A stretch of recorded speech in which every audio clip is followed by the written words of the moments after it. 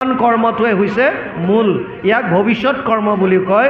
এতিয়া মই কি কৰিছোঁ, যদি এই মুহূৰ্তত কৰা কৰ্মবিলাক শাস্ত্ৰসন্মত হয়, এতিয়া কৰা কৰ্মবিলাক যদি ভগৱানৰ আদেশ মৰ্মে আমি যদি কৰিব পাৰিছোঁ, তেতিয়াহ'লে আপুনি ভাগ্যৰ কথা চিন্তা কৰি লাভ নাই।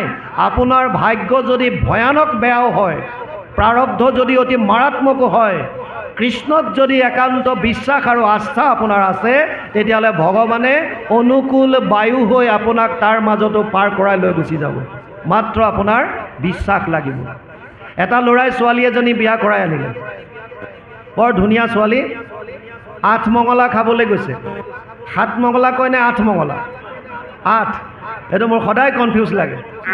8 মঙলা খাবলৈ গৈছে। 8 মঙলালৈ যাওঁতে নদী এখন পাৰ হ'ব লাগে, জংঘলৰ মাছ, গতিকে গিৰিয়েকে তৰোৱাল এখন সদায় কঁকালত থাকে। জংঘলত থকা মানুহে হাতত হাথিয়াৰ এটা ৰাখেই। আৰু নাও এখন পাৰ হ'ব লাগে, নিজে নাও বাই যায়। সিপাৰে ঘৈণীয়েকৰ ঘৰ। 8 মঙলালৈ গৈছে, ঘৈণীয়েকক ধুনীয়াকৈ নাৱত বহাই গিৰিয়েকে নাওখন বাই গৈছে। হঠাৎ মাছ পাওঁতে বতৰ অচানক ক'লা হৈ আহিল আৰু ভয়ানক ধুমুহা আহিবলৈ ধৰিলে। নদীৰ পানীত ঢৌ উঠিবলৈ ধৰিলে। ঢৌ উঠাৰ লগে লগে নাওখনৰ ভিতৰত পানী সোমোৱা আৰম্ভ হৈ গ'ল। যেতিয়া নাৱৰ ভিতৰত ঢৌৰ পানী সোমোৱা আৰম্ভ হৈছে, ঘৈণীয়েকগৰাকীয়ে ভয় কৰিছে, কিজনী কিবা এটা হ'ব। গিৰিয়েকলৈ চাইছে, গিৰিয়েকৰ একো কোনো খবৰ নাই। ওপৰলৈ চাই মিচাই হাঁহি পেলাই বঠা মাৰি আছে। ঘৈণীয়েকে ভাবিছে এইটো পাগল মানুহ এটাৰ লগতে বিয়া হ'লোঁ নেকি ঠিক নাই। ভাবিছে এইবিলাক চিন্তা কৰি লাভ নাই, নিজে হাতেৰে পানীখিনি, নাৱত সোমোৱা পানীখিনি পেলাই আছে। আৰু গিৰিয়েকে আৰামত ওপৰলৈ চাই মিচাই ৰৈ আছে, কাৰণ এতিয়া বঠা মাৰিও লাভ নাই। যিটো কাইদাত ধুমুহা আহিছে, বতাহে যোনফালে নিয়ে নিব, উপায় নাই। তথাপিও চেষ্টাটো অটল ৰাখিছে। তাৰ পাছত যেতিয়া ধুমুহা শান্ত হ'ল, অলপমান যি পানী আছিল, তেতিয়া গিৰিয়েকে আহি পেলাই বঠাডাল লাহেকৈ থৈ পেলাই সেই পানীকণ চুচি তললৈ পেলাইছে। এই মুহূৰ্তততো ঘৈণীয়েকৰ একদম চিৰিংকৈ মাৰিলে। কৈছে যেতিয়া ইয়াত পানী সোমাইছিল, যেতিয়া নাওখন ডুবিবৰ একেবাৰে ওচৰ চাপিলে, তেতিয়াতো তোমাৰ কোনো কাপ ধাপ নাই, তুমি মিচাই ওপৰলৈ চাই পেলাই খালি বহি আছা। আৰু এতিয়া চব শান্ত হ'ল, ধুমুহা এৰিলে, এতিয়া পানীকণ এইকণে একো অপকাৰ নকৰে তোমাৰ, কিডাল কৰিব এইকণ পানী। এনেকৈ বুজাবলৈ যাওঁতে গিৰিয়েকে কঁকালৰ পৰা তৰোৱালখন ঘপককৈ উলিয়াই ঘৈণীয়েকৰ ডিঙিৰ ওচৰত ঘূৰাবলৈ ধৰিলে। যেতিয়া ডিঙিৰ ওচৰত তৰোৱালখন ৰখাই দিলে, ঘৈণীয়েকে মিচাই হাঁহিছে। গিৰিয়েকে কৈছে কিয়, তোমাৰ ভয় লগা নাই? তুমি যে হাঁহি আছা। কৈছে নাই লগা। কিয়? কাৰণ মই জানো যে তুমি মোৰ স্বামী, আৰু মোৰ অহিতটো তুমি কেতিয়াও চিন্তা কৰিব নোৱাৰা। তেতিয়া ক'লে এই বস্তুটোৱে ময়ো তোমাক বুজাব বিচাৰিছোঁ, যেনেকৈ তুমি মোক তোমাৰ স্বামী বুলি ভাবিছা, ময়ো মোৰ ইষ্টজন ভগৱান কৃষ্ণক মোৰ স্বামী বুলি ভাবোঁ।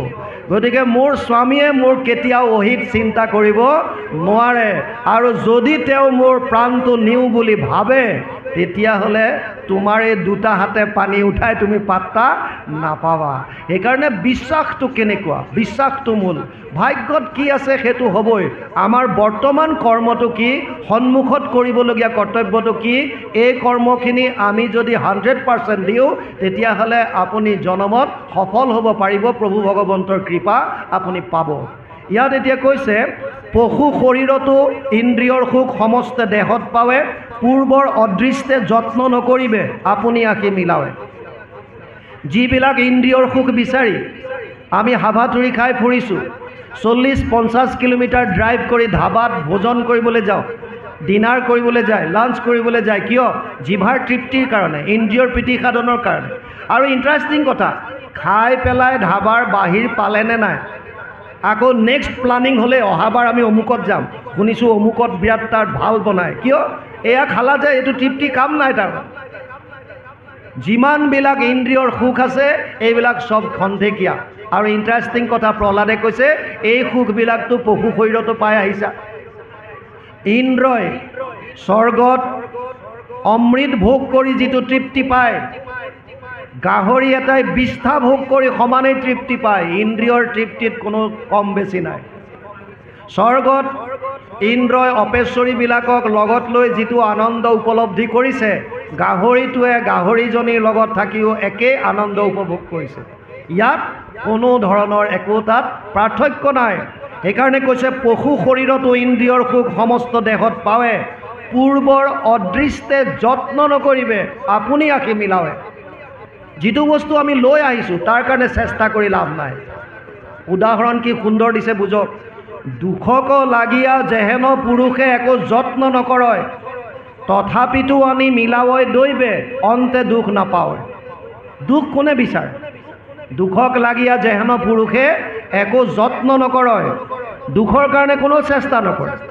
আমি দুখ বিচৰা মানুহ এগৰাকীয়েই শাস্ত্ৰত পাইছোঁ আজিলৈকে, সীমিত জ্ঞানৰ দ্বাৰা কম শাস্ত্ৰ অধ্যয়ন কৰি এগৰাকী নাৰী পাইছোঁ, কুন্তী, যোনে দুখ বিচাৰিছে।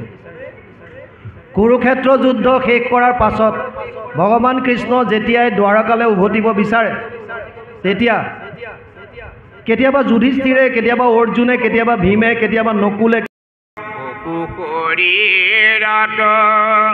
ইন্দ্ৰিয়ৰ সুখ সমস্তে দেহতে পাৱে, পূৰ্বৰ অদৃষ্টে যত্ন নকৰিবে আপুনি আঁকি মিলাৱে।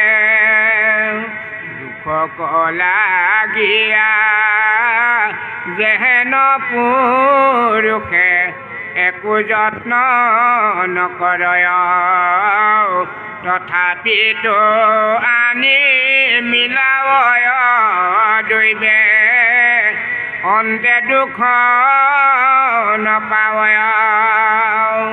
সেইমতে জানা সুখ মিলে আখি, দুখ গুছে কেতিক্ষণে আক লাগি যত্ন কৰিবে নলাগে, বিচাৰি দেখিও মনে। কৃষ্ণ। আপোনালোকে হয়তো ভাবিব এইটো ফৌজি মানুহক মাইক দিলে নেৰাই হয়, সেইকাৰণে সুধি লৈছোঁ এবাৰ কেইটালৈকে চলিব লাগে কৈ দিব। 2:30 সময় দিছে, 2:30। ঠিকে আছে, 2টা বাজিছে, আধা ঘণ্টা আৰু শুনিম প্ৰহ্লাদে কি কৈছে। প্ৰহ্লাদে প্ৰথমতে ক'লে যে মানুহৰ জীৱন দুৰ্লভ, সেইকাৰণে ইমান দুৰ্লভৰ জন্ম এটা যেতিয়া পায়, কুমাৰ কালৰ পৰাই ঈশ্বৰ কৃষ্ণত ভক্তি কৰাটো উচিত। দ্বিতীয়তে ক'লে 4 পুৰুষাৰ্থ কৰিব পৰা উপায় কেৱল মনুষ্য তনু। তৃতীয়ত ক'লে যদিও ইমান দুৰ্লভ, এই মানুহৰ শৰীৰটো কিন্তু খন্তেকীয়া, কোন সময়ত কাৰ মৃত্যু হয় ঠিক নাই। গতিকে এতিয়াৰ পৰাই লগাতাৰ যেতিয়াই সুবিধা পোৱা তেতিয়াৰ পৰাই কৃষ্ণৰ ভক্তি কৰা আৰম্ভ কৰি দিয়া। তাৰপাছত কৈ আহিছে যে কোটি কোটি জন্ম ব্যতীত হোৱাৰ পাছতো মানুহৰ শৰীৰ যে আকৌ পাব তাৰ কোনো গেৰেণ্টি নাই। তাৰপিছত কৈছে যে বিষ্ণুৰ চৰণ স্মৰণত পৰে পুৰুষৰ লাভ নাই। এতিয়া বৰ সুন্দৰ কথা এটা কৈছে ইয়াত, বুলিবা ভাগ্যৰ উদ্যম এৰিবে কি কাৰ্যত লাগে আক, ইহাৰ উত্তৰ শুনা নিৰন্তৰ দৈত্য শিশু মোৰ বাক। ভাগ্যৰ উদ্যম এৰিবে। ভাগ্যৰ উদ্যম কি? মোৰ ভাগ্যত আছে কি আছে? ভাগ্য মানে কি? ভাগ্য মানে প্ৰাৰব্ধ।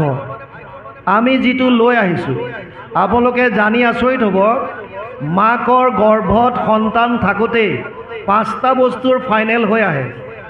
আয়ু কৰ্মম চ বিত্তম চ বিদ্যা নিধনমেব চ পঞ্চৈতস্য সৃজন্তে গৰ্ভস্থস্য দেহিনাম।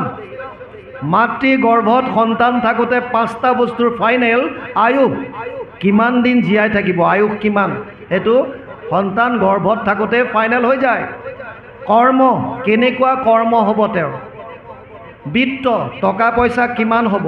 বিদ্যা, পঢ়া শুনা কিমান, কেনেকুৱা জ্ঞান অৰ্জন কৰিব। আৰু নিধন, কেতিয়া কোন মুহূৰ্তত কেনেকৈ মৃত্যু হ'ব। এই 5টা বস্তু মাকৰ গৰ্ভত থাকোঁতে ফাইনেল হয়। কিয়? কাৰণ জীৱই শৰীৰ ধাৰণ কৰাৰ আগতে নিজৰ সঞ্চিত কৰ্মৰ পৰা এটা অংশ লৈ আহে, যাক আমি প্ৰাৰব্ধ বুলি কওঁ। গতিকে ভাগ্যৰ কথা চিন্তা কৰি যাৰ তাৰ ওচৰত হাত দেখুৱাই লাভ নাই। কিয়? যিটো লৈ আহিছা এইটো ভোগ কৰিবই লাগিব।